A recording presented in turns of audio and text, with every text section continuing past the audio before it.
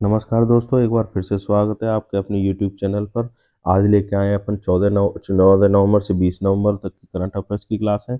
इसके बाद की क्लास है मैं 2-3 दिन में आपको ले आऊँगा। उसके बाद मंथली भी क्लास लेकर आऊँगा, आप टेंशन ना लें, ठीक है ना।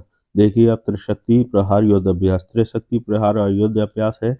ये 13 नवंबर से भारत की तीनों सेना यानी कि वायु सेना, थल, जल, थल और वायु यानी कि वायु, आर्मी और नेवी तीनों का संयुक्त युद्ध अभ्यास था। ये कहाँ पर चल रहा था? जैसलमेर में चल रहा था। इसके साथ साथ और भी युद्ध अभ्यास है, उनका थोड़ा रिवाइज देख लीजिए आप, जो मैं पहले पढ़ा चुका हूँ। जैसे कि डेजर्ट स्ट्राइक, डेजर्ट स्ट्राइक है वो 31 अगस्त को हुआ था पोखरण जैसलमेर में। सुदर्शन शक्ति है, सुदर्शन शक्ति 22 से 25 मई में हुआ था। यहाँ पर ये मई आप थोड़ा नोट कर लीजिए ना, 22 से 25 मई, 22 से 25 मई, 22 से 25 मई में हुआ था। तो भारतीय सेना की सख्त सप्त शक्ति कमान है उसके द्वारा हुआ था। कब हुआ था? 22 से 25 मई में भारतीय सेना की सप्त शक्ति कमान द्वारा। एक है बोल्ड कुरुक्षेत्र, बोल्ड कुरुक्षेत्र भारत और सिंगापुर के बीच में हुआ था। और कहाँ हुआ था? जोधपुर में। बोल्ड कुरुक्षेत्र भारत और सिंगापुर के बीच में, जोधपुर में। साइक्लोन हुआ था भारत और मिस्र के बीच में, वो हुआ था जैसलमेर में। साइक्लोन कहाँ हुआ था? भारत और मिस्र के बीच में। कहाँ पर? जैसलमेर में, ठीक है ना। आगे देखिए, state election icon award 2023, state election icon 2023 को चयनित किया गया है दिव्यकीर्ति सिंह को। दिव्यकीर्ति सिंह है कौन? वो घुड़सवारी टीम इवेंट में उन्होंने स्वर्ण पदक जीता है। कब? 19वें एशियाई जो गेम्स हुए थे उसमें घुड़सवारी टीम इवेंट में उन्होंने स्वर्ण पदक जीता है। और ये इंडिया टुडे अवार्ड से भी सम्मानित है, ठीक है ना। इनको स्टेट इलेक्शन आइकन 2023 घोषित किया गया है दिव्यकीर्ति सिंह को। विधानसभा चुनाव के दौरान अवैध शराब की तस्करी और मादक पदार्थों की तस्करी को रोकने के लिए अभियान चलाए जा रहे हैं। कौन कौन से अभियान है? ऑपरेशन नक्काशी चलाया जा रहा है, ऑपरेशन जैकपॉट और टच द टारगेट 20। ये तीनों ही अभियान अवैध शराब की तस्करी और मादक पदार्थों की तस्करी के लिए चलाए जा रहे हैं। कौन कौन से हैं? ऑपरेशन नक्काशी, ऑपरेशन जैकपॉट और टच द टारगेट 20। राज किसान सुविधा ऐप, राज किसान सुविधा ऐप क्या है? ये मार्च 2023 में लॉन्च हुई थी। मार्च 2023 में राजस्थान मिलेट्स कॉन्क्लेव हुआ था जयपुर में, दुर्गापुरा जयपुर में। तभी इसको राज किसान सुविधा ऐप को लॉन्च किया गया था। ये काम क्या आती है? ये विभिन्न जो कृषि से संबंधित योजनाएं, उनके आवेदन और उनकी स्थिति का पता लगाने के लिए काम आती है, ठीक है। अब देखिए, राष्ट्रीय बागवानी मिशन ये शुरू हुआ था 2005-6 में। कब हुआ था? 2005-6 में 10वीं पंचवर्षीय योजना के दौरान चालू हुआ था बागवानी मिशन। और 2015-16 में इसका अनुपात कर दिया गया है 60:40। जो 5-6 में चालू हुआ था, जब पूरी तरह केंद्रीय था, तो केंद्रीय प्रवर्तक था, सभी पूरा पैसा केंद्र लगाती थी। लेकिन 15-16 में केंद्र लगाती है 60% और राज्य लगाती है 40% पैसा। और अभी राजस्थान के 24 जिलों में चल रहा है, ठीक है। सॉरी। राजस्थान आर्थिक समीक्षा 2022-23 के तहत कृषि वर्ष 2021 के अनुसार शुद्ध सिंचित क्षेत्रफल में सिंचाई के स्रोतों का योगदान। ये शुद्ध सिंचित क्षेत्रफल है, उसमें सिंचाई के सबसे ज्यादा सिंचाई होती है नलकूप के द्वारा। किसके द्वारा? नलकूप के द्वारा 48%। कुओं के द्वारा होती है 25%, नहरों के द्वारा होती है 24.44 और तालाबों के द्वारा होती है 0.56%, ठीक है ना। तो आपसे कोई पूछे कि तो किससे ज्यादा, सबसे ज्यादा सिंचाई होती है नलकूपों से, फिर कुएं, फिर नहरें और फिर तालाब, ठीक। आगे देखिए, 20वीं पशुगणना के अनुसार प्रति हजार व्यक्तियों पर पशुधन कितना है? 829 है प्रति हजार व्यक्तियों पर। मतलब 1000 अगर व्यक्ति है तो उनके पास पशु होंगे 829। और कुल पशुधन कितना है राजस्थान में? 568.01 लाख। कितना है? 568.01 लाख, जो कि देश के कुल पशुधन का 10.58% है, ठीक है ना। पशु घनत्व देखिए 166 प्रति वर्ग किलोमीटर है। पशु घनत्व कितना है? 166 प्रति वर्ग किलोमीटर। और राजस्थान का पशु घनत्व में स्थान, या पशु में स्थान है दूसरा, पहला किसका है? यूपी का। और दूध और ऊन उत्पादन में राजस्थान पूरे भारत में प्रथम स्थान है, दूध उत्पादन में भी और ऊन उत्पादन में भी, ठीक है। दूध उत्पादन में अभी हुआ है 2023 में, इससे पहले दूसरे स्थान पर आता था। और यूपी को हराकर अब पहले स्थान पर आया दूध उत्पादन में, ठीक है। आगे देखिए, आर्थिक समीक्षा 2022-23 के अनुसार जिला उत्पादक संघ कितने हैं? 24 है। जिला उत्पादक संघ 24 है। और दूध उत्पादक सहकारी समिति है 17,463। दूध उत्पादक सहकारी समिति 17,463 है। और संस्थान कौन सी है? राजस्थान सहकारी डेयरी फेडरेशन, RCDF बोलते हैं जिसको। आगे 19वीं एशियाई खेल में राजस्थान के खिलाड़ी हैं आशीष गोदारा, भीम सिंह और नरेश कलवानिया, जो जसविंदर सिंह और धनंजय पांडे, ठीक है। ये पांचों खिलाड़ी किससे संबंध रखते हैं? नौकायन से। किससे? नौकायन से रखते हैं। और राजस्थान आर्थिक समीक्षा 2022-23 के अनुसार वर्तमान में जो फ्लैगशिप योजना है वो कितनी है? 23 योजना है जो फ्लैगशिप योजना है राजस्थान में संचालित, कितनी है? 23 योजना है। वो सॉरी 33 योजना है। कितनी योजना है? 33 योजना है। ठीक है, देख आगे रिको के बारे में देखिए। अब रिको है क्या? रिको है राजस्थान राज्य औद्योगिक विकास वियोग निगम लिमिटेड। क्या है? राजस्थान राज्य औद्योगिक विकास वियोग निगम लिमिटेड है। इसकी स्थापना हुई थी 1980 में। इससे पहले राजस्थान उद्योग व खनिज विकास निगम में आता था, है ना। रिको किस में आता था? राजस्थान उद्योग व खनिज विकास निगम में आता था। और राजस्थान उद्योग व खनिज विकास निगम की स्थापना हुई थी 1969। कब हुई थी? 1969। फिर 1980 से अलग से रिको की स्थापना हो गई थी, ठीक है ना। और इसका कार्य क्या है? लघु मध्यम बृहद उद्योगों को वित्तीय सहायता प्रदान करता है। लघु मध्यम और बृहद उद्योगों को वित्तीय सहायता कौन प्रदान करता है? रिको। Mahatma Gandhi institute of governance and social science है, ये कहाँ पर स्थापित हुआ है? जयपुर में। कहाँ पर हुआ है? जयपुर में। किसके सहयोग, किसके तर्ज पर बना है? Tata institute of social science Mumbai की तर्ज पर बना हुआ है। और किस किस के बीच में एमओयू हुआ है? Tata institute of social science और अजीज प्रेम जी के साथ एमओयू हुआ है। इसके जो निदेशक हैं वो है डॉक्टर बीएम शर्मा, जो कि राजस्थान आरपीएससी के पहले के पूर्व अध्यक्ष रह चुके हैं। और इसका निर्माण 2022 से अक्टूबर से शुरू हो गया और मार्च 2024 तक इसका निर्माण चलेगा, ठीक है ना। तक चलेगा? मार्च 2024 तक इसका निर्माण चलेगा। अब देखिए राजीव गांधी फिनटेक डिजिटल संस्थान, ये कहाँ पर है? जोधपुर में। कहाँ पर है? जोधपुर में। और राजस्थान संगठित अपराध नियंत्रण विधेयक 2023 पारित हुआ था। ऐसा करने वाला राजस्थान कौन सा राज्य? चौथा राज्य है। इससे पहले महाराष्ट्र, कर्नाटक और गुजरात में ये विधेयक पारित हो चुका है। अपराध नियंत्रक वाला, संगठित अपराध नियंत्रक वाला राजस्थान चौथा राज्य है इसको पारित करने वाला। राजस्थान मेला प्राधिकरण का मुख्यालय जयपुर है और इसके जो अध्यक्ष होते हैं वो पर्यटन मंत्री होते हैं, ठीक है। राजस्थान न्यूनतम आय गारंटी विधेयक 2023 पारित हुआ है। इसमें 3 जो मुख्य श्रेणियां रखी गई हैं। पहली है न्यूनतम गारंटीकृत आय का अधिकार। उसमें मनरेगा में अपने पढ़ा था, न्यूनतम गारंटी आय का अधिकार का मतलब है कि कम से कम साल में 125 दिन है वो रोजगार प्रदान करेगी सरकार उसको। दूसरा है गारंटीकृत रोजगार का अधिकार। उसमें साप्ताहिक या पाक्षिक न्यूनतम, अगर 125 दिन का रोजगार नहीं मिलता है तो साप्ताहिक या पाक्षिक न्यूनतम मजदूरी है वो भी घर बैठे देगी।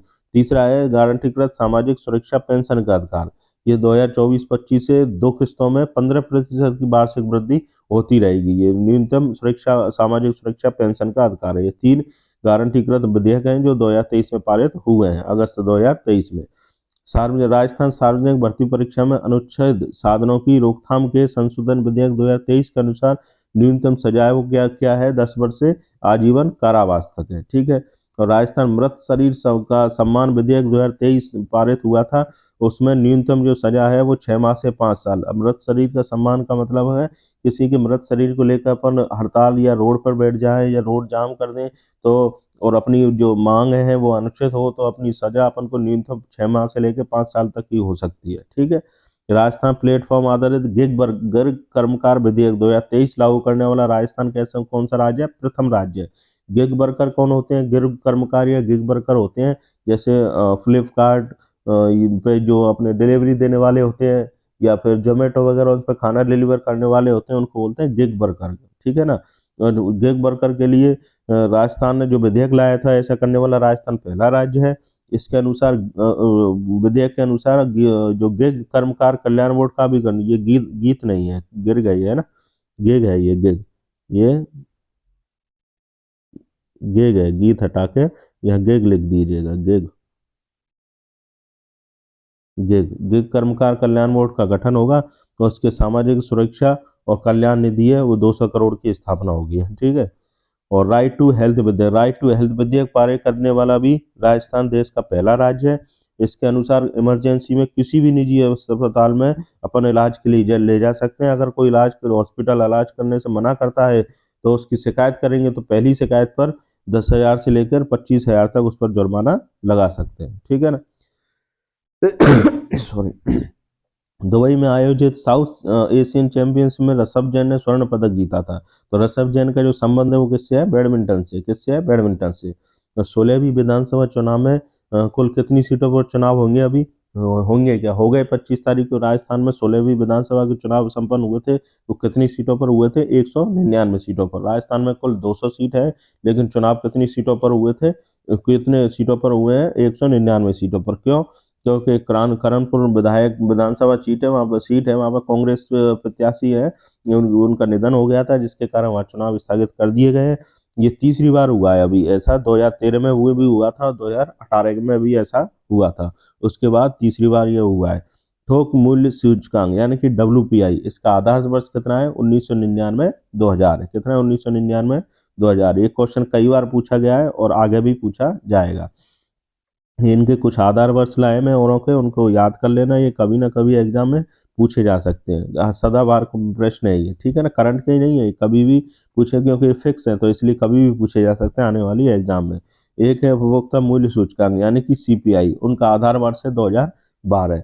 एक है औद्योगिक श्रमिकों के लिए यानी कि CPI-IW, इसका है आधार वर्ष 2016। कृषि श्रमिकों के लिए आधार वर्ष है 1986-87, और ग्रामीण श्रमिकों के लिए भी 1986-87, ठीक है ना। जनगणना 2011 के अनुसार राजस्थान की कार्य सेवकता दर कितनी है? 43.6% है, 43.6%।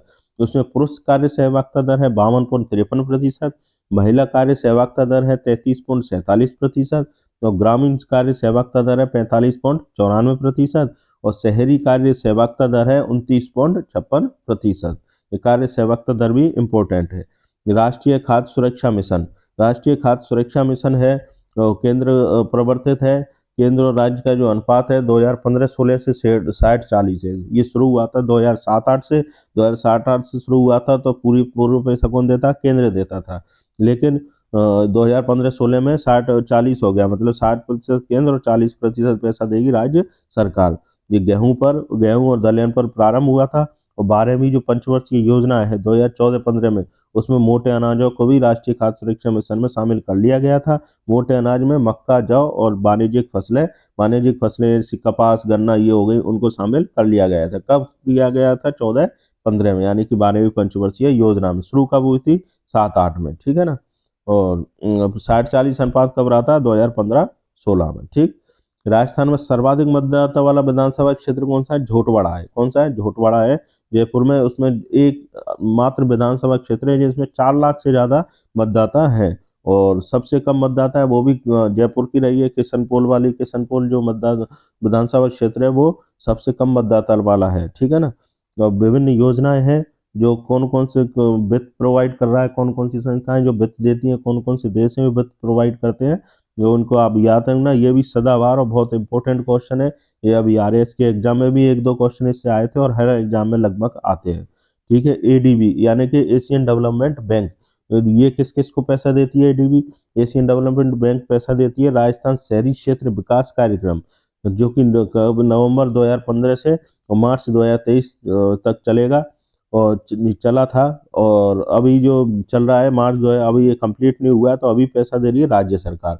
2015 से 2023 तक पैसा किसने दिया था? ADB ने, राजस्थान शहरी क्षेत्र विकास कार्यक्रम। राजस्थान मध्यम नगरीय क्षेत्र विकास परियोजना, ये 2021 से 2027 तक चलेगा, ठीक है ना। शहरी क्षेत्र विकास कार्यक्रम हो गया, मध्यम नगरीय क्षेत्र विकास हो गया। और राजस्थान राजमार्ग विकास निवेश विकास परियोजना, राजस्थान राजमार्ग निवेश विकास परियोजना है, ये नवंबर 2017 से सितंबर 2022 तक चला है, कंप्लीट हो चुका है। राजस्थान राज्य राजमार्ग निवेश कार्यक्रम योजना सेकंड भी चालू हो गया, ये प्रथम था, सेकंड 2019 से चालू हुआ है, 2024 तक चलेगा, ठीक है ना। ये ADB द्वारा वित्त पोषित है। शहरी क्षेत्र विकास कार्यक्रम, मध्यम नगरीय क्षेत्र विकास कार्यक्रम, और राजमार्ग निवेश कार्यक्रम प्रथम और राजमार्ग निवेश कार्यक्रम द्वितीय। विश्व बैंक कौन कौन सी योजनाओं के लिए पैसा देता है? तो विश्व बैंक देता है राजस्थान राज्य राजमार्ग विकास, देखो ये था राजमार्ग निवेश कार्यक्रम, ये है राजमार्ग विकास कार्यक्रम। तो राजमार्ग निवेश के लिए ADB देता है और राजमार्ग विकास कार्यक्रम के लिए विश्व बैंक देता है। ये द्वितीय कार्यक्रम है जो चलेगा अक्टूबर 2019 से मार्च 2024 तक। और राजस्थान में सार्वजनिक वित्तीय प्रबंधन के लिए कौन देगा पैसा? ये भी विश्व बैंक देगा। और द्वितीय बांध पुनर्वास और सुधार परियोजना के लिए भी विश्व बैंक द्वारा पैसा दिया जाएगा। ये अक्टूबर 2021 से मार्च 2027 तक चलेगा। जापान की एक संस्था है जीका, तो वो किसको पैसा देती है? वो जल के संबंधित जो परियोजना है उनको वित्त पोषित कौन करती है? जापान या जीका। देखो जापान जैसे है और ये जल के लिए करती है, जैसे राजस्थान जल क्षेत्र आजीविका सुधार परियोजना है, ये अक्टूबर 2017 से अक्टूबर 2024 तक चलेगा, इसके लिए जीका पैसा देती है। और राजस्थान ग्रामीण जलापूर्ति और फ्लोरोसिस निराकरण परियोजना है, 2021 से चालू हुआ है और दिसंबर 2023-24 तक चलेगा। इसके लिए भी जी का पैसा देता है। एक ये अलग से है एनडीबी यानी नेशनल डेवलपमेंट बैंक। ये रेगिस्तान क्षेत्र के लिए जल क्षेत्र पुनः संरचना के 2 फेज है, ट्रांच फर्स्ट और ट्रांच सेकंड। ये 2028 से 2025 तक चलेगा। इसके लिए एनडीबी देता है।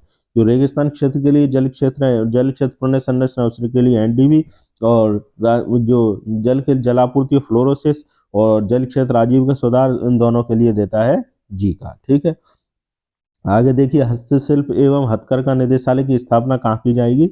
जोधपुर में की जाएगी। और मृण शिल्प कलाकारों के लिए शिल्पवाड़ी की स्थापना कहाँ की जाएगी? मौलेला राजसमंद में की जाएगी। और राजस्थान में कुल जीआई टैग प्राप्त उत्पाद कितने? 21 है। पहले 16 थे, 5 को एक साथ ही अभी अगस्त में जीआई टैग दिया गया है। उन 5 को याद रखना बहुत जरूरी है। जो जीआई टैग की शुरुआत हुई थी 2006 से। पहला जो जीआई टैग दिया गया था वो था कोटा डोरिया को, और 16वां जो जीआई टैग प्राप्त है 2021 में वो है सोजत मेहंदी, जो कहाँ की है? पाली की है। और अभी जो 5 मिले अगस्त में वो कौन कौन से है वो देख लीजिए। नाथद्वारा को दिया गया है पिछवाई कला के लिए, पिछवाई कला नहीं, पिछवाई कला, सॉरी, पिछवाई कला।